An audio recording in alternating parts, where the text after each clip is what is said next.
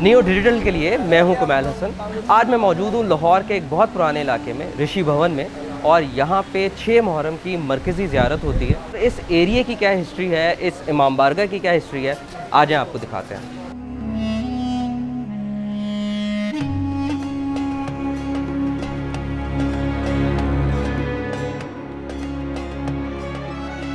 میرے ساتھ اس امام بارگاہ کے جو منتظم ہیں، جو کہ سارے سرپرست ہیں، وہ میرے ساتھ موجود ہیں، شہباز نقوی صاحب۔ شہباز صاحب، بہت شکریہ آپ کا ٹائم دینے کا۔ ہمیں تھوڑا سا بتائیے اس امام بارگاہ کے بارے میں، اور خاص طور پہ اس ایریے کے بارے میں کہ رشی بھون یہ کتنا پرانا ہے، کیا یہ پارٹیشن کے بعد کا ہے، پارٹیشن سے پہلے کا ہے؟ رشی بھون جو ہے یہ ایک علاقہ ہندو تھا، راجا رشی،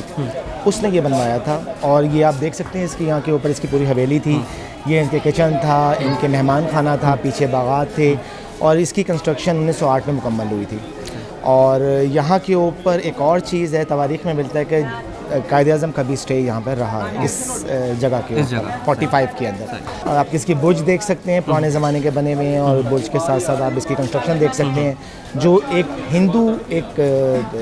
وے آف کنسٹرکشن ہے اس طرح ہے اس کی یہاں کے اوپر مکمل۔ اس کی باقی کچھ چینج ہوئے۔ یہ امام بارگاہ جو ہے یہ 1947 میں ہم لوگ مائگریٹ جب کر کے آئے انڈیا سے، تو یہاں پر یہ بلڈ اپ ہوگا۔ 1948 میں پہلی عزاداری ہوئی، یہ 47 کی عزاداری یہاں پر ہو چکی تھی۔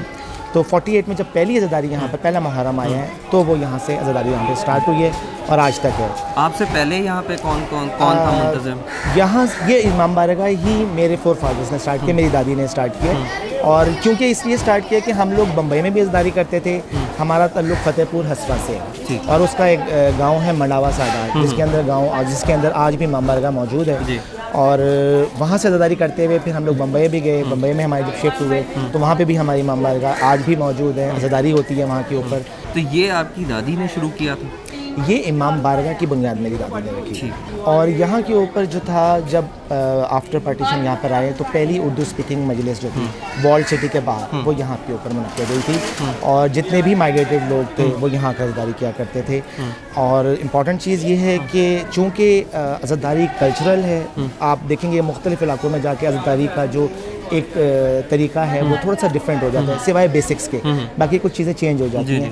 تو جب ہم یہاں پر آئے تھے، تو یہاں پر جب ہم انڈیا سے آئے تھے تو ہم وہاں سے علم، تعزیے اور مختلف چیزوں کی طرح کی جو زیارات تھیں وہ یہاں پر لے کر آئے۔ تو پھر ہم نے یہاں کے اوپر لوگوں کو بتایا کہ اس طریقے سے عزاداری کا یہ ٹرینڈ ہوتا ہے، ہم اس طریقے سے عزاداری کرتے ہیں، جو یہاں کے لوگوں میں بھرپور پذیرائی ملی۔ اور آج جو آپ عزاداری دیکھ رہے ہیں وہ بیسکلی وہاں کے مائگریٹ لوگوں کی۔ یہ پہلے سارا ایک ہندو ہی علاقہ تھا؟ یہ پہلے سارا ایک ہندو علاقہ تھا، مائگریشن کے بعد بعد آپ کو ہم نے دیکھا زلجنا کی تیاری میں بھی، اس کے حوالے سے بتائیں یہ کتنی پرانی روایت ہے یہاں پر؟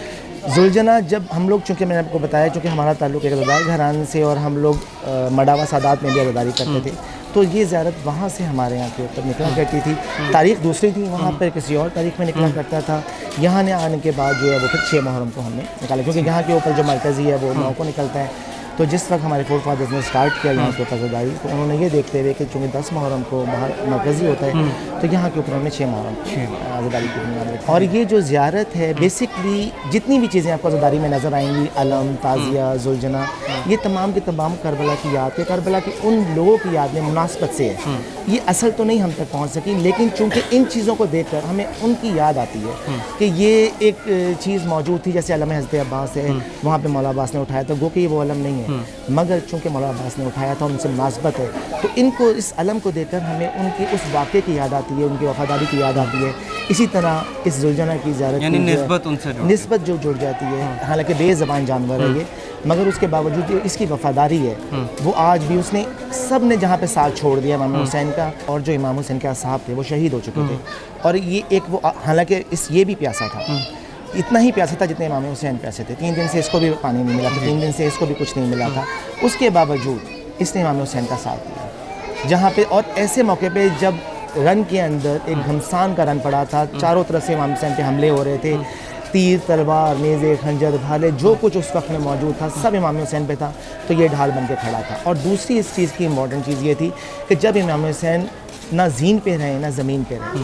کہ اتنے تیر لگے تھے آپ کو کہ آپ جب زمین پہ آئے تو کچھ لمحہ تھا کہ جب آپ زمین پہ، اس کے دوران جتنے بھی لوگ امام حسین کو شہید کرنے کے لیے، ان کا سر قلم کرنے کے لیے آئے، اس زلجنا نے امام حسین کے گرد چکر لگائے تھے، اور تواریخ میں ملتا ہے کہ کم از کم 40 امام حسین کے قاتلین تھے، ان کو فنار کیا تھا۔